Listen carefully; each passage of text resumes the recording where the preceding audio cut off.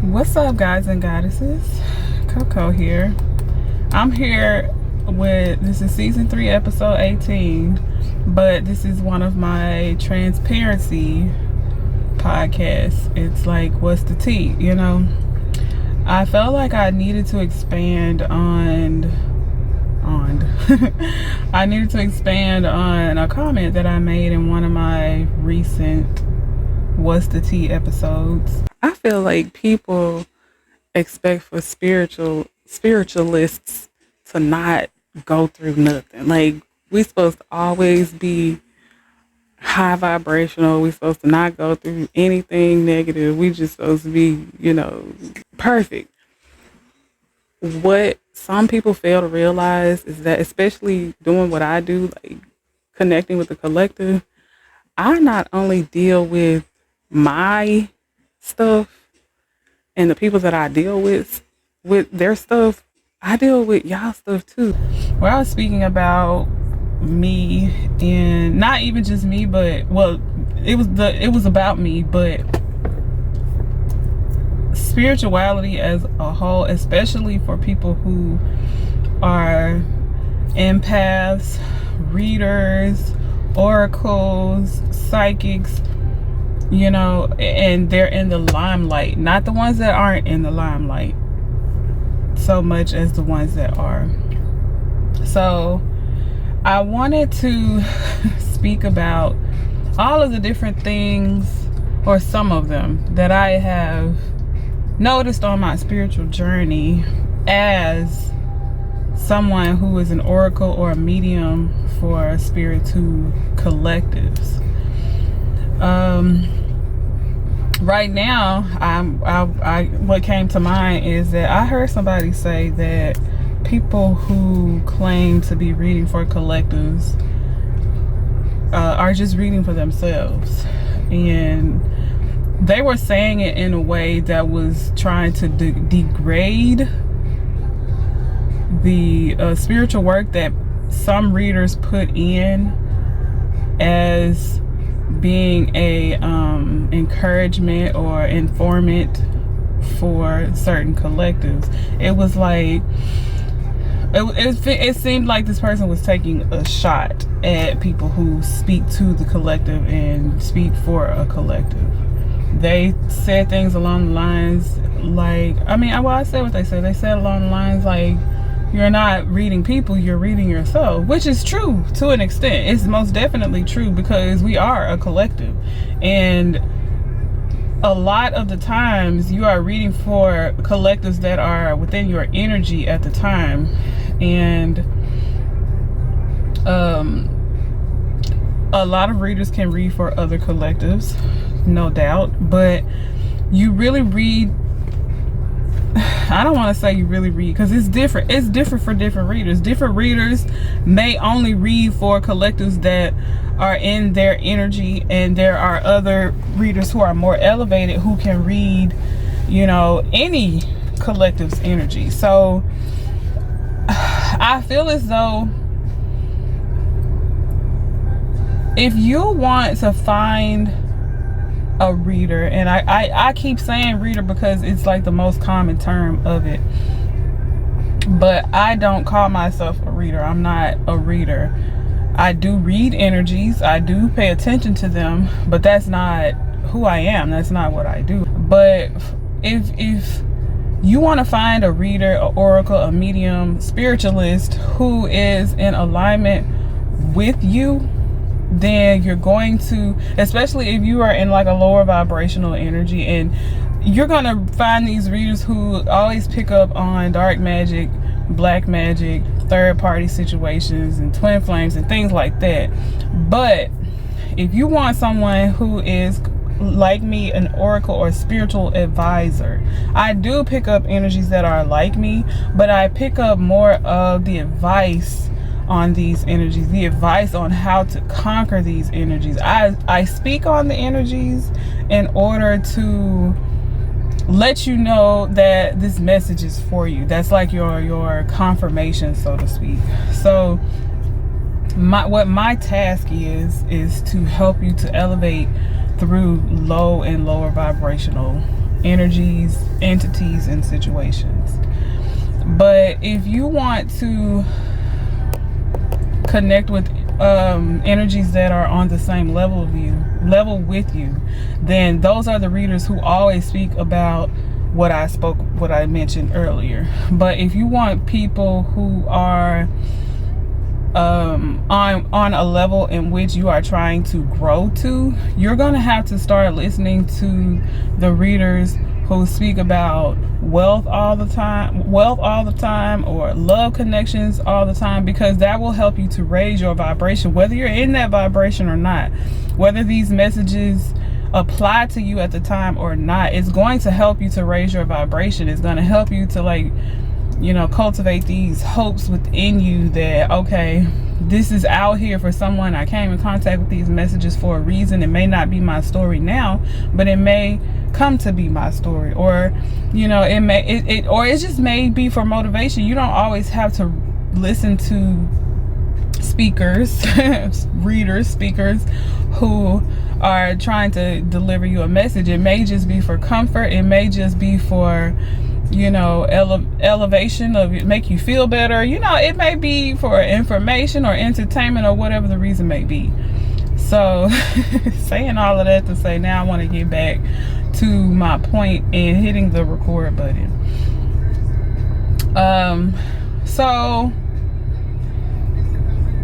the side that I don't normally talk about is the downsides of my spiritual journey as a reader, a oracle, a spiritual advisor, all of that good stuff, a spiritualist. The downsides. Okay, so I used to be in a space where, in my beginning stages, where I felt like people would not do magic on me. Like, people would not be bothered with doing black magic on me. That if I would hear messages of someone's doing black magic on you, if I would hear those messages, I would just think that it's for someone else and not for myself, even though a lot of other parts of messages that I heard that were dealing with black magic it fit with certain things that I was going through at the time of hearing the messages. And now I'm at a point where I know better, of course, but between that space where I didn't think that it was for me, or that it was talking about my situation, and now I have learned that people throw dark magic at you, whether or not you believe in magic, whether or not you know magic, whether or not you practice magic. People throw dark magic at you. And also, dark magic comes in many forms. It can be done in many ways, different types of practices. And also, a lot of the times, dark magic is not, it doesn't start off from a dark magic perspective. It starts off from an evil eye perspective. It's people who just envy you, jealous of you, pissed off at you, you know, feel betrayed by you, feel left behind by you. It's like, it's things like that that translate from the spiritual world, or in the spiritual world, into dark magic. It, like I always like to say, like that speaking things into existence type of thing. You know how you get people backbiting, people talking about you behind your back and things like that. That's a form of dark magic. And so when I was getting those messages, I wasn't thinking about it from that perspective, because I didn't know it from that perspective. I didn't think that just because people talk about you behind your back, that's dark magic. I didn't think about it from that perspective. But of course, now I know better. I most definitely know better. And I would do like egg cleanses, and I would get like a professional egg cleanse specialist, my best friend. I would get her to, I know she'll probably say she's not a professional at it, but she is way better at it than I am. And I know she has people around her who is better at it than she is, because maybe they've done it for a longer period of time. But I think that she's very good at it. But she would read my egg for me, And it will always, every single time, there would be energies of evil eye within my egg cleanses. And I got to a space where I learned how to read them myself. I'm still not good at it, but I use my intuition. I pick up on vibrations of them. And I get a lot of jealousy, a lot of, it just always feels negative. I always get that when I have my egg cleanses. And there was a time when I would have been like, well, who is jealous of me, or who is, and it's not, it's like, it's not the type of jealous, maybe I should use a different word. There's like people who are upset with me because we are not in connection anymore. And this could be ex-friends, ex-lovers, ex-associates, family members, whatever. It's like, it's just people who I do not associate with anymore. And so a lot of times, and I'm speaking from personal experience and from things that I've seen, a lot of times people will get upset with you if you disconnect and call it beefing just because y'all not connected, and say things or do things behind your back, thinking that they are like one-upping you, or just trying not, excuse me, I don't know. I'm not gonna sit here and act like I know why people do it, because I wouldn't do it, so I don't know. But okay, something else that I wanted to touch on that I forgot about is how I was speaking on that the inexperienced people with black magic. I also had experienced people doing black magic on me as well. They might still be doing it, I don't know, but I have gotten better with my spiritual protection and paying attention to spiritual attacks. A lot of the times when you disconnect from certain energies or entities that know black magic and you're a light worker, the energies or entities that are low vibrational or negative will they'll start to attack you once y'all disconnect. And that would cause either these practitioners to do it, or it would make them feel some type of way about you, or I don't know. It's a lot, y'all. It really is. But also, I wanted to touch on the fact that there could be a task that you're procrastinating from that will make you feel low vibrational, but as soon as you do this task, then you'll feel better.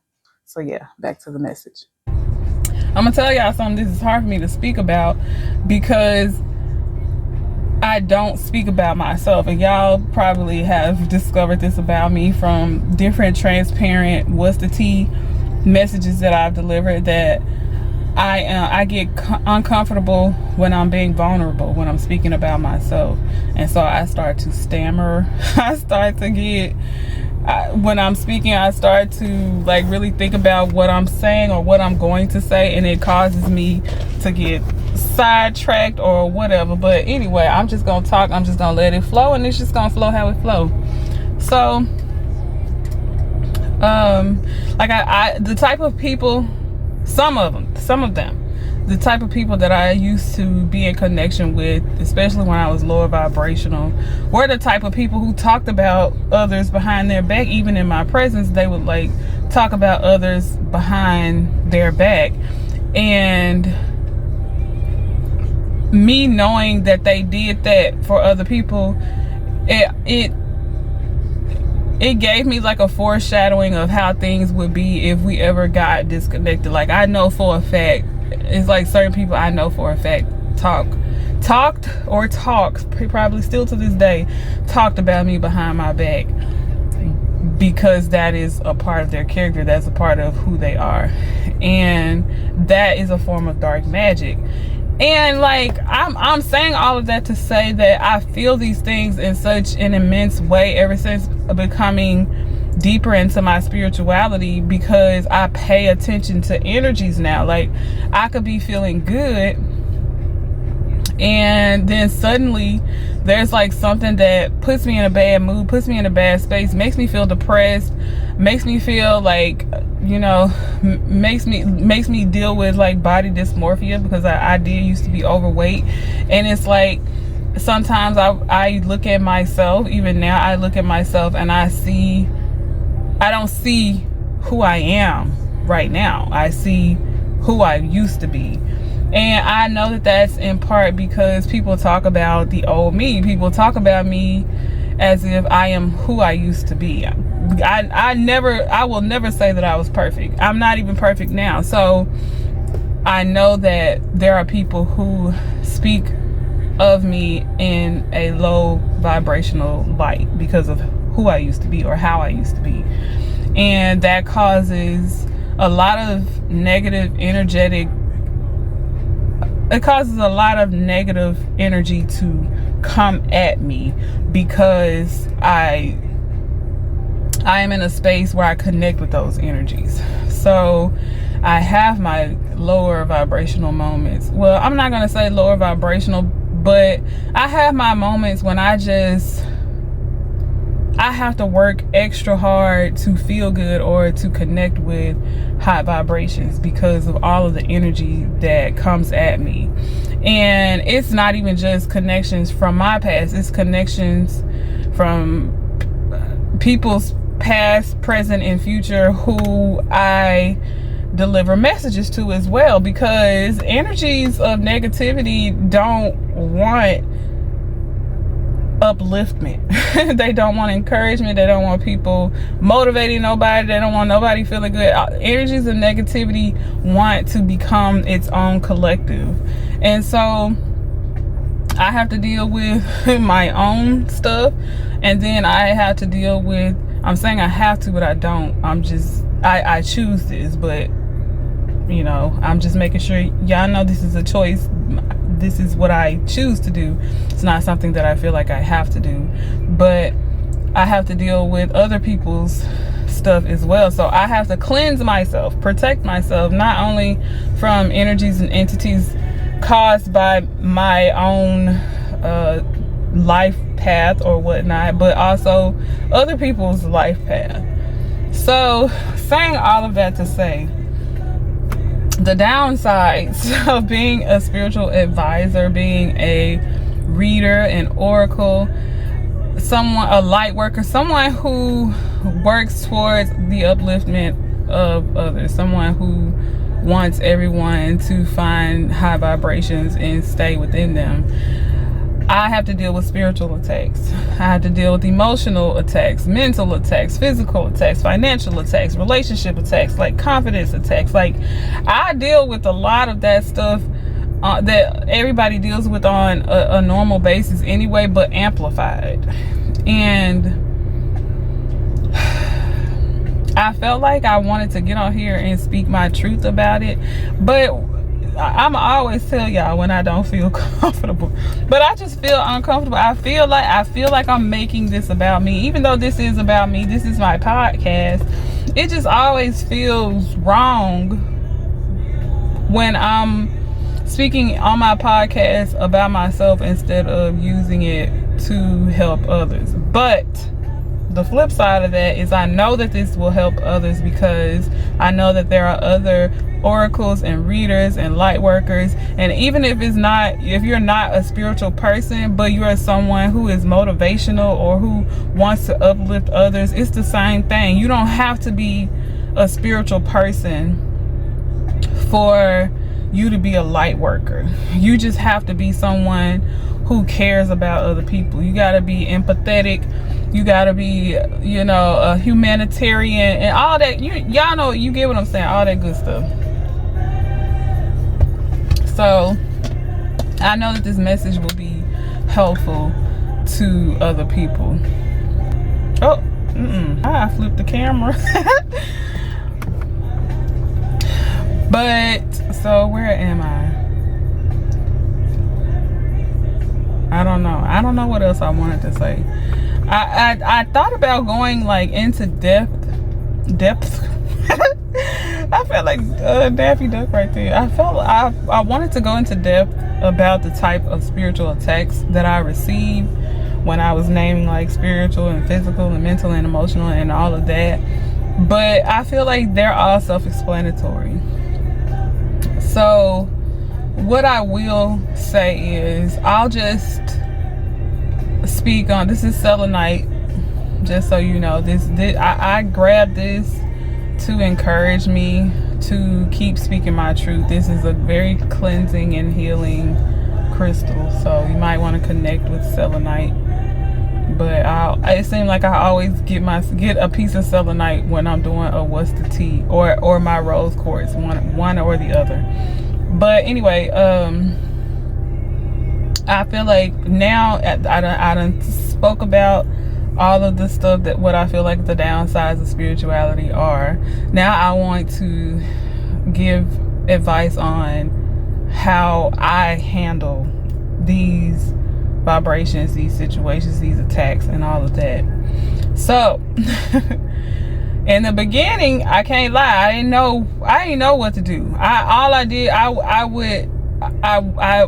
moved from a space when I would sit in it, because that was the old me. I would sit in it, I would be upset, I would be depressed, and I would just sit in the lower vibrations.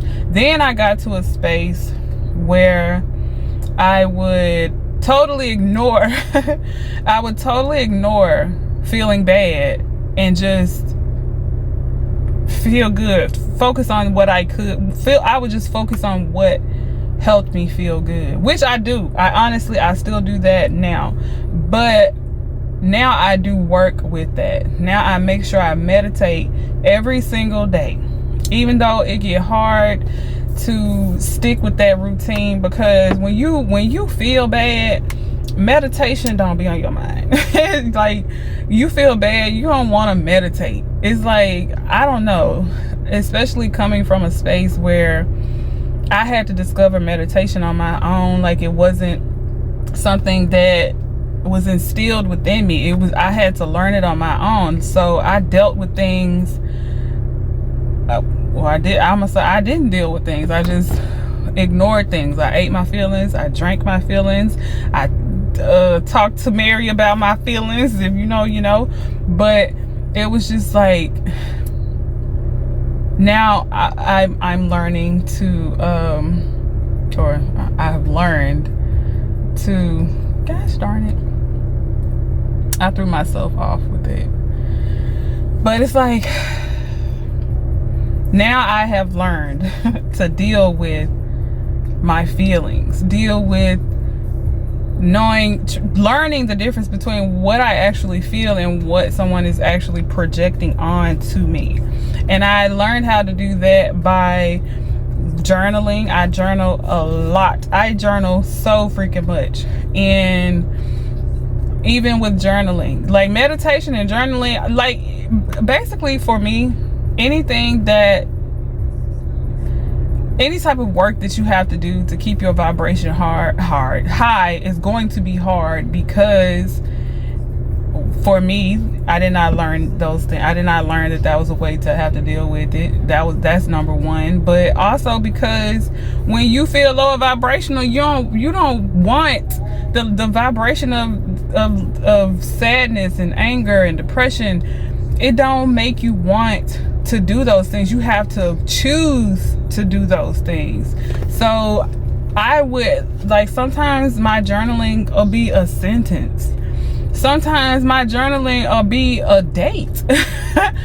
Or sometimes my meditation, I'll start it, and while I'm meditating, I'll be thinking about the whole reason why I'm trying to meditate. It's like, it gets hard. It is hard. So you have to be adamant about feeling good. You have to care more about feeling good than trying to deal with this problem, this issue, or whatever the lower vibrational feeling is.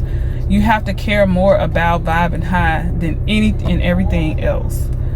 And you have to push yourself. You have to fight through a lot, and that comes with a lot of breakthrough as well. Like, sometimes the breakthrough ain't as huge as other breakthroughs. Sometimes the breakthrough is just breaking through that low vibration, breaking through sadness, breaking through anger, breaking through, you know, addictions and things like that. Sometimes the breakthrough, well, breaking through that stuff is that stuff is hard. So sometimes the breakthroughs aren't getting something. Sometimes the breakthrough is releasing from something. So I'll say it like that. And like I was saying, meditation, I love to listen to birds, water running. You know, you can go on YouTube and find this, rain. Those things, they do make me think, but I pay attention to where my thoughts go. If I feel like my thoughts are, if I'm thinking too much about one subject, or if I'm thinking too much about something that makes me feel bad, I'll try to focus on my breathing, like I advised y'all before. Like, focus on like deep breaths, how many seconds I can breathe in, how many seconds I can hold it, how many seconds I can breathe it out, and like, you know, how many times I can repeat that cycle. And like I said, journaling, screaming in the car. That is one of my favorites as well. Screaming in the freaking car is one of my favorite pastimes when I feel low vibrational, because it's a release. It makes me feel a little better to just be like in the car where nobody can hear me. They probably can see me. You know, they probably looking like, why her mouth wide open? And but you know, most of the time I'm doing it, when I feel the urge to do it, it's no cars around, I'm just driving down the road. But screaming in the car, what else would I say? Praying about it. That should have been number one. Praying about it is number one. Praying about it, meditating through it, journaling, screaming it out, sleeping on it, child. The amount of times that I will take a nap when I feel low vibrational. Don't call my phone. Don't knock on my door. Just let me get through this so that I can get back to myself. I don't know. I think that's it. Talking to y'all, most definitely. I like talking to y'all, like doing readings, also watching movies that, like, fantasy movies, rom-coms, old nostalgic movies that I used to watch when I was a kid, music, listening to music, and a lot stretching. I will pull out my yoga mat and start stretching in a heartbeat. But go for my run, go for my walk, go somewhere, look at the lake. Those are a lot of the things that I like to do when I'm battling low vibrations. They are also forms of meditation as well.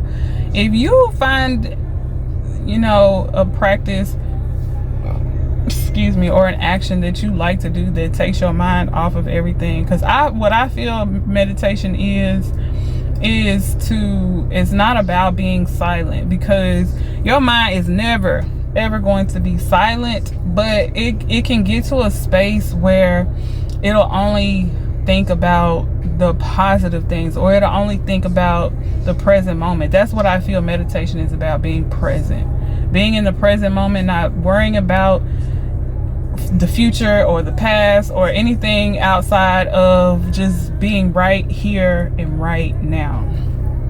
So you can go skating. For some of you who don't know how to skate or don't skate often, staying upright, that'll be on your mind more than what bill you need to pay, or what your boo thing ain't doing right, or how your kids acting, how the job going. Like, find something that takes your mind off of these things, but in a positive or productive way.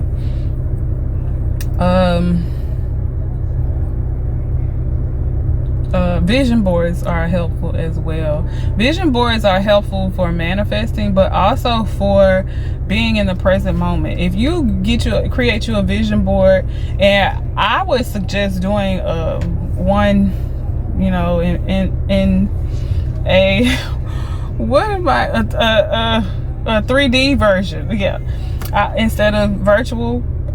But either way is good for you. But I would suggest a 3D version where you got the poster board and you're like putting things on this board, whether you're using magazine clippings, newspaper clippings, you printing something off the internet, you drawing it, you writing it, whatever it is. I would suggest having something that you can pick up and hold in your hand. That's what I would suggest. But it's also good to be, you know, Pinterest is a good space for a vision board, or Canva, or on the World Wide Web. But oh yeah, something that I forgot to mention is spiritual baths. That is something that I do on a regular basis when I feel bad. If I don't take a spiritual bath and I notice that my energy is off, as soon as I get into a spiritual bath, I feel so much better. It's like people sleep on the fact of how healing water is. Water is very much so healing, especially those people who don't like to drink water. Ooh, the people who don't like to drink water is missing out, because I feel like that is the negative forces within them, fighting them against connecting with water, connecting with that side of them that's most prominent in their bodies. Water take up what, 70-80% of our bodies, and you don't like to drink water. You gotta know it's a reason for that. It's so much things that you can do to water, add to water, in order for you to like it, or in order for you to even get into a space where you do like water. And I'm speaking from experience on this, because I used to be one of those people who didn't like water. I did not like the taste of water. I felt like, ew, water, give me a juice, give me a soda, something, but some Kool-Aid or something.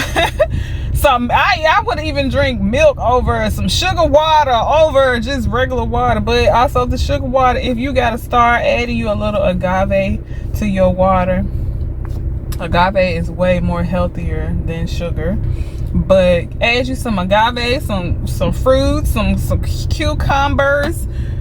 Even if you gotta add you some of those water enhancers, they give you these water enhancers in these packages, or even in the liquid form. Don't add what they suggesting that you add, because whatever you add to it that they suggest that you add, turn it into something different. It's no longer water anymore. It's got to be either something all natural, or if you use the artificial sweeteners and the artificial flavors, you're gonna have to use a very little amount, enough where you can taste it and it makes the water drinkable for you, but it's not completely changing the what is it? Is it a composition?